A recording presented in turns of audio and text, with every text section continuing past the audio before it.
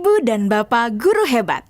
Kali ini, Ibu Bapak akan melihat sebuah contoh situasi pembelajaran bersama Ibu Derana, guru biologi SMA kelas 10. Karena situasi sedang pandemi, Ibu Derana melakukan pembelajaran menggunakan metode flip learning. Flip learning adalah model pembelajaran di mana sebelum pertemuan daring dengan guru, murid diminta untuk mempelajari materinya terlebih dahulu secara mandiri. Mari kita lihat bagaimana Ibu Derana mengelola pembelajarannya.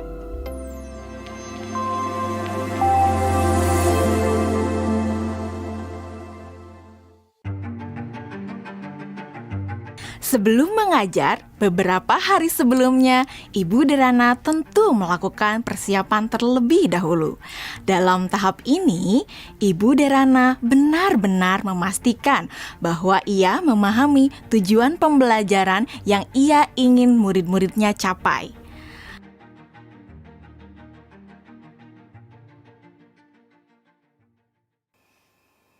Kemudian, Ibu Derana mempersiapkan bahan dan sumber belajar yang berusaha ia sesuaikan dengan kebutuhan belajar murid-muridnya. Ia menyiapkan beberapa buku, salinan artikel koran, video-video yang semuanya berkaitan dengan materi yang akan dipelajari murid-muridnya. Semua bahan belajar tersebut ia letakkan di Google Drive dan nantinya akan dapat diakses oleh murid-muridnya melalui Google Classroom. Ibu Derana lalu mengkomunikasikan kepada murid-murid melalui WhatsApp group untuk mengingatkan mereka mengakses Google Classroom mereka. Tahapan ini dilakukan sebelum Ibu Derana bertemu dengan murid-murid di Google Meet.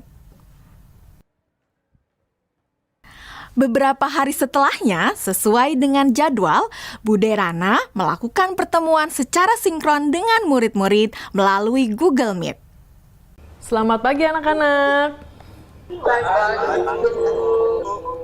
Oke, senang sekali ya kita sudah bisa bertemu kembali pada sesi sinkron hari ini.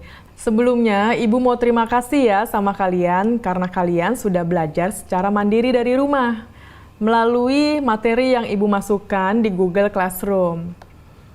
Nah, kalian sudah mempelajari semua yang ada di Google Classroom? Sudah. Oke. Jadi anak-anak, pada pertemuan sinkron hari ini, kita akan mempelajari lebih dalam lagi mengenai keanekaragaman hayati. Ibu akan sharing beberapa pelajarannya ke kalian ya.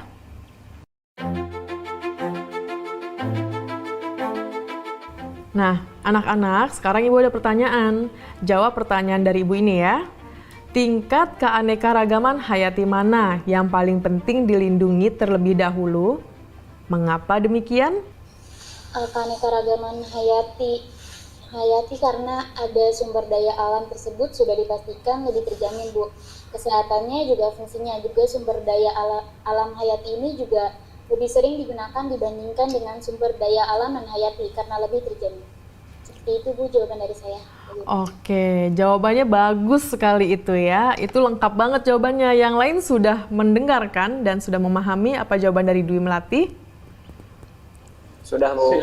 Oke, sekarang kita lanjut ke pertanyaan selanjutnya ya anak-anak ya. Kapan terancamnya keanekaragaman hayati ekosistem dapat mengancam keanekaragaman hayati spesies dan genetis? Dan kenapa jawabannya seperti itu? Kalian bisa menjawab pertanyaannya melalui kolom chat ya. Selama sesi sinkron, Ibu Derana memberikan pertanyaan-pertanyaan lainnya yang dapat memperkaya materi dan pemahaman murid akan konsep. Di akhir pembelajaran, Ibu Derana memberikan murid tantangan untuk menganalisis ancaman pada satu lokasi di wilayah Indonesia yang membawa dampak negatif bagi 3 tingkatan keanekaragaman hayati. Berikut rekomendasi penanganannya. Yusuf, silakan.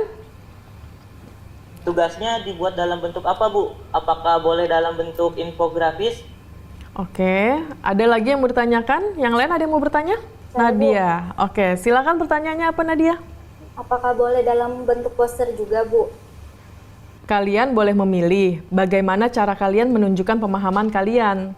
Bisa melalui video, poster, tulisan, dan sebagainya. Ya Bu, izin bertanya. Ya, Lokasinya yang dipilih gimana ya Bu? Apakah ada ketentuan-ketentuan khusus? oke. Ada lagi yang mau bertanya? Ibu simpan dulu pertanyaannya ya. Bu, saya mau tanya, apakah untuk mengerjakan tugas ini kita harus datang ke lokasi tersebut, Bu? Oke, untuk lokasinya tidak perlu datang langsung ke lokasi tujuan ya. Jadi kalian bisa mencari langsung itu melalui online. Bu Derana melakukan diferensiasi produk dengan membebaskan murid memilih bentuk hasil pekerjaannya atau produk tugasnya sesuai dengan kenyamanan murid. Anak-anak, tadi Ibu sudah sampaikan ya bahwa hasil pekerjaan kalian dapat dibuat dalam berbagai bentuk produk. Artinya, kalian boleh memilih apakah kalian ingin menyampaikannya dalam bentuk poster digital, website, video, blog, presentasi PowerPoint, dan sebagainya. Nah, sekarang silahkan kalian sesuaikan dengan minat dan kenyamanan masing-masing. Namun demikian, kalian harus memperhatikan bahwa yang akan Ibu nilai adalah apakah kalian dapat menganalisis ancaman pada satu lokasi di wilayah Indonesia yang membawa dampak negatif bagi 3 tingkatan keanekaragaman hayati. Berikut rekomendasi penanganannya. Jadi, poin-poin kriteria yang akan dinilai akan berkaitan dengan hal tersebut. Nah, agar kalian bisa memahami dengan jelas tentang kriteria penilaiannya, mari kita diskusikan kriteria penilaian tersebut bersama-sama ya. Bagaimana? Setelah anak-anak jelas dengan kriteria penilaiannya, maka kemudian Ibu Derana meminta anak-anak untuk bekerja secara asinkron. Selamat tenggat waktu pengerjaan tugas untuk membantu murid-murid yang masih mengalami kesulitan. Ibu Derana menyediakan slot-slot waktu tertentu untuk berdiskusi secara individual maupun secara kelompok kecil. Saya ingin konsultasi, Bu. Iya, boleh. Bu Derana memberikan waktu kepada murid-murid lainnya untuk dapat mengkonsultasikan draft yang mereka buat. Ibu Derana juga memastikan untuk memberikan umpan balik terhadap pekerjaan yang dibuat oleh murid-muridnya. Ibu dan Bapak Guru Hebat, demikian video singkat salah satu contoh penerapan pembelajaran berdiferensiasi. Tetap semangat, Ibu dan Bapak Guru Hebat.